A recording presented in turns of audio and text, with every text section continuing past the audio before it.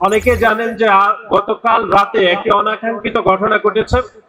আমরা ঢাকা পলিটেকনিক্যাল ইনস্টিটিউটে বাংলাদেশ জাতীয়তাবাদী ছাত্র দলের বিভিন্ন পর্যায়ের নেতৃবৃন্দের উপর আমরা দেখেছি যে ছাত্র শিবিরের এক ধরনের হামলার ঘটনা ঘটেছে। ইতিমধ্যে বাংলাদেশ জাতীয়তাবাদী ছাত্র দলের পক্ষ থেকে আমরা মামলা করার সিদ্ধান্ত নিয়েছি। আর অল্প কিছুক্ষণের মধ্যে আমরা মনে করি যে যারা গতকাল ঢাকা পলিটেকনিক্যাল ইনস্টিটিউটে হামলা করেছে তাদের বিরুদ্ধে বাংলাদেশ জাতীয়তাবাদী ছাত্র দলের পক্ষ থেকে মামলা দায়ের করা হবে। কিন্তু আমরা দেখলাম গতকাল হামলার পরে পবিত্র মাহে রমজানের মধ্যেও যে ছাত্র শিবির কিরকম ভাবে মিথ্যা প্রপাগান্ডা করে বাংলাদেশ জাতীয়তাবাদী ছাত্র দলের উপর দোষ চাপানোর এক ধরনের পায়তারা করেছে।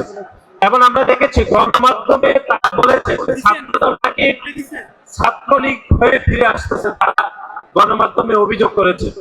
আমরা 5 তারিখের পরে যে বাংলাদেশের ছাত্রলীগ ফিরে আসার রাজনীতি আমরা দেখেছেন যে ডাকসুর যে তথাকথিত এবং যে জনাব সাদিক কায়েম যেভাবে ছাত্র শিবিরের রাজনীতি করেছেন, আমরা মনে করি যে 5 তারিখের পরে ছাত্রলীগ যদি বাংলাদেশের রাজনীতিতে কোনোভাবে ফিরে আসে সেটা তাদের মাধ্যমে ফিরে এসেছে বলে আমরা মনে করি।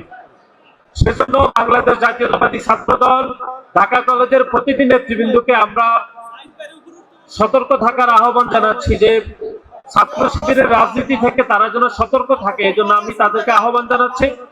একই সাথে আমরা মনে করি যে বাংলাদেশ জাতীয়তাবাদী ছাত্র দল ঢাকা কলেজের প্রতিটি নেতৃবৃন্দ অত্যন্ত সুশৃঙ্খল ভাবে জনাব তারেক রহমান যে ভিশন নিয়ে আগামী যে বাংলাদেশ পরিচালনা করছেন সে বিষয়ে ঢাকা কলেজের প্রতিটি নেতৃবৃন্দ অত্যন্ত সতর্ক থাকবেন।